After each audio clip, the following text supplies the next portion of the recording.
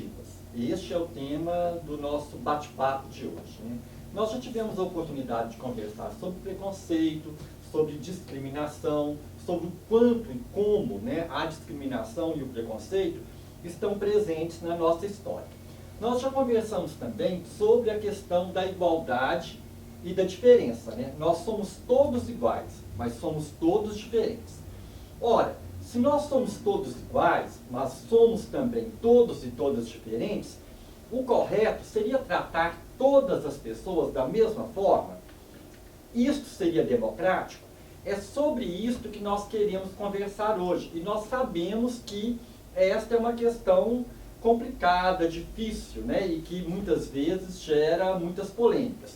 Por exemplo, se você entra em um ônibus lotado, você é jovem, tem 18, tem 20 anos de idade, e entra um senhor, né, uma senhora com 80, 85 anos de idade. Só tem um lugar para se assentar. Você vai se sentar e deixar essa pessoa de pé, ou esta pessoa terá preferência, né, para utilizar aquele assento, aquela poltrona, aquela cadeira?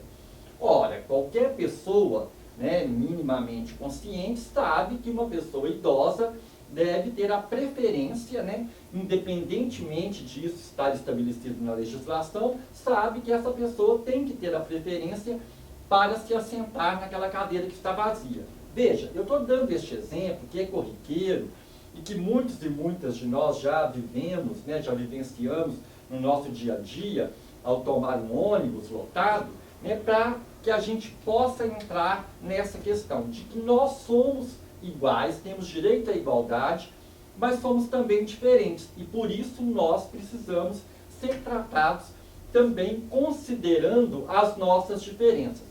E a partir disso eu quero conversar com vocês sobre um outro conceito que é a discriminação positiva. Veja, discriminação, nós já conversamos um pouco sobre isso e sabemos o quanto ela é perniciosa, o quanto ela provoca, causa males, né, para toda a humanidade. Mas como então nós podemos falar em discriminação positiva, né?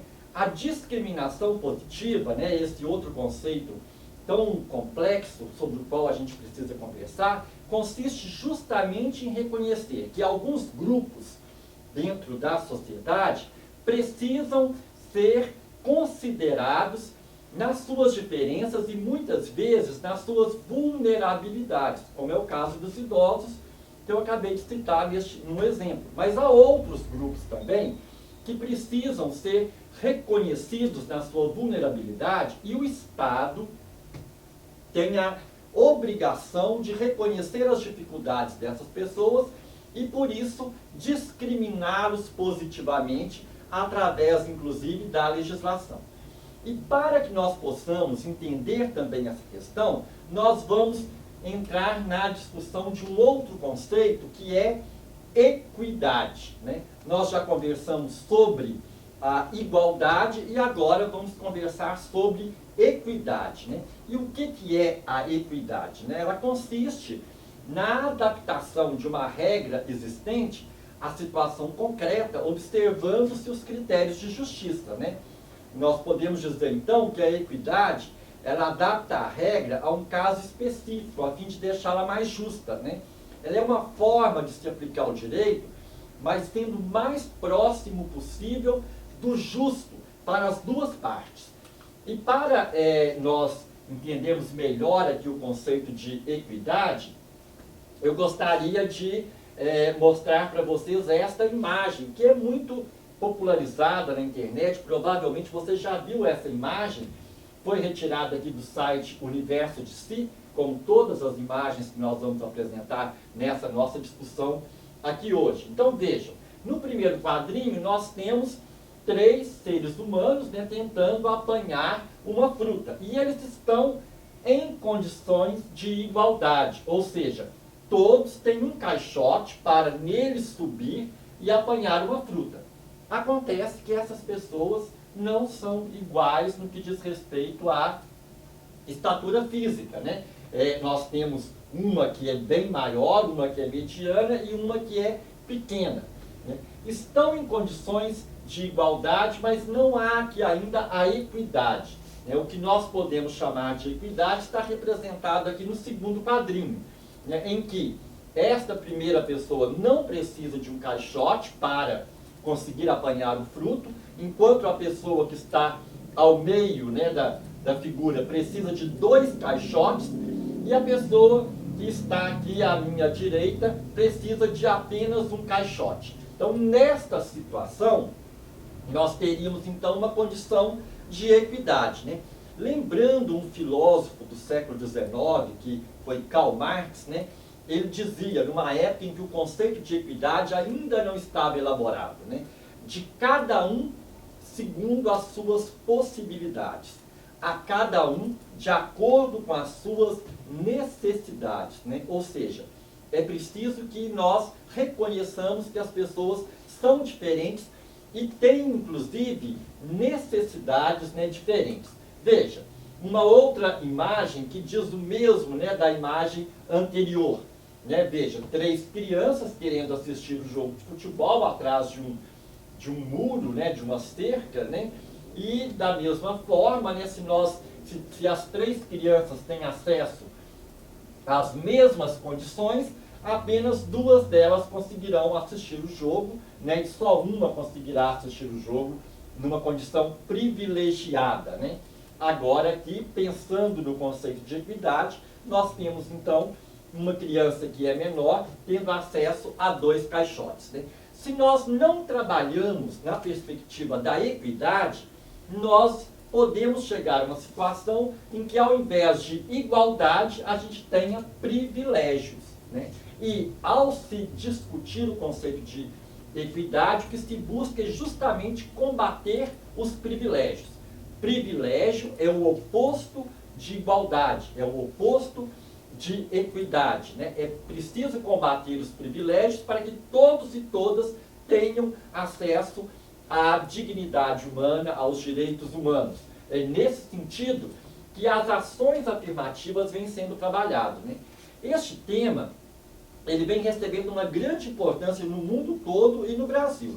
Ao se falar sobre as ações afirmativas ou discriminações positivas, invariavelmente isso se remete ao postulado pelo princípio da igualdade, analisando até que ponto seriam necessárias aí, as discriminações. Até que ponto é necessário discriminar uma pessoa ou um determinado grupo. No Brasil, nós vamos ter o início aí das discussões sobre a discriminação positiva a partir de 1988, com a Constituição Federal de 1988, que representou um avanço muito grande para a sociedade brasileira, e que a partir dela nós teríamos ainda uma série de outros avanços que fez com que a gente chegasse até o momento histórico que nós estamos vivendo, ainda que a gente saiba que muito há a se avançar. O princípio da igualdade ele está lá no artigo 5º da nossa Constituição Federal, que foi promulgada em 5 de outubro de 1988, que afirma que todos são iguais perante a lei, sem distinção de qualquer natureza. E com essa igualdade, ou também essa chamada isonomia que se busca atingir, na medida em que é preciso considerar também as desigualdades em que as pessoas estão submetidas, ou a que as pessoas estão submetidas, é preciso então avançar no sentido de garantir, às vezes, ações afirmativas para que aquelas pessoas que estão em condições de vulnerabilidade possam avançar. E as ações afirmativas, elas não surgiram apenas no Brasil. Veja, a primeira notícia que nós temos de uma ação afirmativa do ponto de vista legal é na Índia, em 1949, quando os grupos que lutavam aí no processo de descolonização, em relação ao Império Britânico, vão, ao fazer as novas legislações do país, vão garantir aí alguns direitos para aqueles grupos que estavam em situação de vulnerabilidade social muito grande, justamente pensando em avançar no sentido de garantir a igualdade, né, a todos e todas na perspectiva da equidade. Nos Estados Unidos da América, na década de 1960, nós temos também uma série de ações afirmativas, né, nesse sentido. E na África do Sul, pós-apartheid, né, o apartheid foi o regime de segregação na África do Sul, que durou muitos e muitos anos, né, da década de 1950 até meados da década de 90, e após o apartheid, né, já no governo do Nelson Mandela, né, que foi o primeiro presidente negro da África do Sul, nós teremos também uma série de leis que vão caminhar nesse sentido aí das ações afirmativas, né? Agora, quando, né, ou a partir de quando que as ações afirmativas vão, de fato, avançar, né, aqui no Brasil, né? Quando que nós vamos ter aí esse avanço no sentido de que essa discussão seja feita e seja assumida do ponto de vista legal no Brasil? A questão das ações afirmativas no Brasil, ela ganhou mais destaque quando aconteceu aí a terceira Conferência Mundial contra o Racismo, a Discriminação Racial, a Xenofobia e a Intolerância. Esta terceira Conferência Mundial, a qual eu estou me referindo, ela aconteceu na África do Sul, né, em Durban, na África do Sul, em 2001. Né? E durante esta Conferência Mundial, vários pesquisadores brasileiros, principalmente ligados ao IPEA, né, ao IBGE, revelaram, né, ao mundo todo dados que demonstravam aí uma grande desigualdade entre os negros e os brancos dentro da nação brasileira. Ou seja, uma grande desigualdade que mostrava, por exemplo, que entre os mais pobres estavam uma grande parte, ou a maioria, né, da população negra, né? E entre os mais ricos, nós tínhamos apenas brancos, ou quase apenas brancos, né? Além da desigualdade étnica, né, em relação ao acesso à água, em relação ao acesso a condições sanitárias e mesmo à alimentação.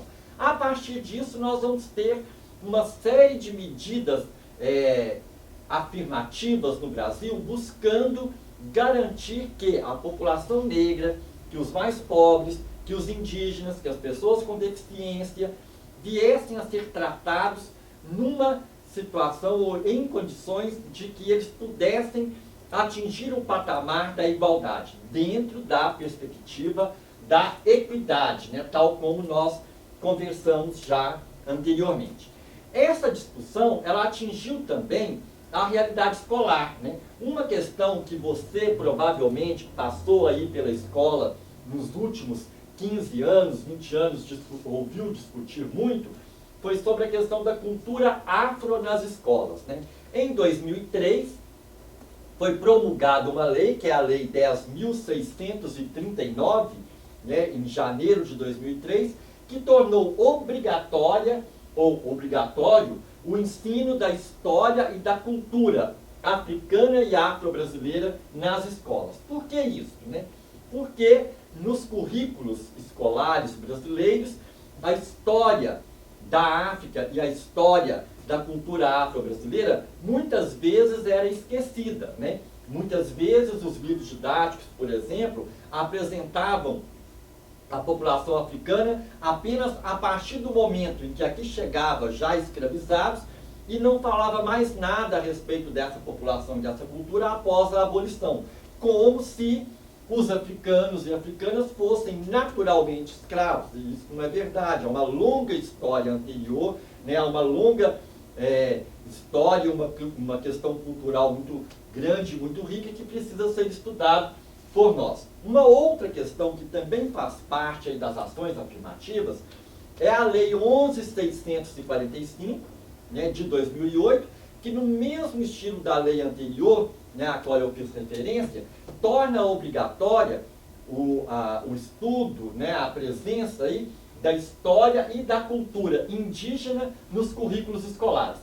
E eu trouxe esta imagem aqui de um povo indígena, né, justamente para quebrar um pouco aquele estereótipo que às vezes a gente tem de que o indígena é apenas aquele que está lá perdido, né, no meio do mato. Nós temos aqui um povo indígena do Mato Grosso do Sul, né, e nós estamos vendo que eles estão participando de um festival de música, né, inclusive aí com instrumentos musicais, né, e com uma indumentária aí que é própria da sua cultura, mas também com algumas roupas que não são próprias originariamente da sua cultura, e é esse povo indígena, que hoje muitos estão inclusive vivendo nas periferias das cidades, né, o que torna um grupo indígena. De fato, indígena é a sua história, é a sua cultura, é o fato de ele pertencer, né, àquela etnia. E nós precisamos, de fato, estudar sobre isso, é preciso que isso esteja presente nos currículos escolares. Além disso, outros exemplos de ações afirmativas do ponto de vista legal no Brasil, que nós podemos citar, seria, por exemplo, o Estatuto do Idoso, né, a Lei 10.741, que também é de 2003, que garante aí os direitos das pessoas idosas. Em 2010, nós temos o Estatuto da Igualdade Racial, a Lei 12.288. Em 2011, nós temos o Plano Nacional dos Direitos da Pessoa com Deficiência, através de um decreto presidencial, que é o Decreto 7.612, que garante aí, então, né, os direitos das pessoas com deficiência, por exemplo, a mobilidade urbana, por exemplo, há uma cota aí nos concursos públicos e também nas condições de trabalho, né, para as grandes empresas, por exemplo, vão a partir daí ter que contratar um percentual de pessoas com deficiência, porque o Estado reconhece que essas pessoas têm mais dificuldades de acesso, por exemplo, ao mercado de trabalho, né? Então, será que este nosso bate-papo, essa nossa conversa, contribuiu para que você possa pensar um pouco mais sobre o conceito ações afirmativas? Que os desiguais precisam ser tratados como desiguais? Complicado, não é? Mas para fazer mais um esforço, nós vamos pensar aqui na realidade escolar com esta outra imagem que talvez você já conheça também da internet ou mesmo dos livros, né? Nós temos aqui um professor sentado-se à mesa e nós temos aqui, né, os seus alunos, né? Um pássaro, um macaco, um pinguim, um elefante, um peixe, uma foca e um cachorro, né? E o professor diz: para uma seleção justa, todo mundo deve fazer o mesmo exame. Por favor, subam naquela árvore. Esta é a tarefa, então, que o professor, né, atribui a todos os seus alunos, né, a mesma tarefa para todo mundo, e ele faz isso em nome da democracia, né? Buscando uma seleção justa, todo mundo, então, deverá cumprir a mesma tarefa. Ora, é óbvio que dois entre os animais aqui, né, aliás, três entre os animais aqui, o pássaro, o macaco, né, terão maior facilidade para subir a árvore. E talvez, acho que só mesmo os dois, né, o pássaro e o macaco, os outros não conseguirão subir de fato nesta árvore, né? Veja, é nesse sentido que nós estamos falando que é importante que nós tratemos os desiguais considerando as suas desigualdades, né? Porque uma coisa é ser diferente, outra coisa é justamente a desigualdade. Nós precisamos respeitar e valorizar as diferenças para combater as desigualdades. É preciso reconhecer a desigualdade para que todos e todas tenham, de fato, direito à igualdade.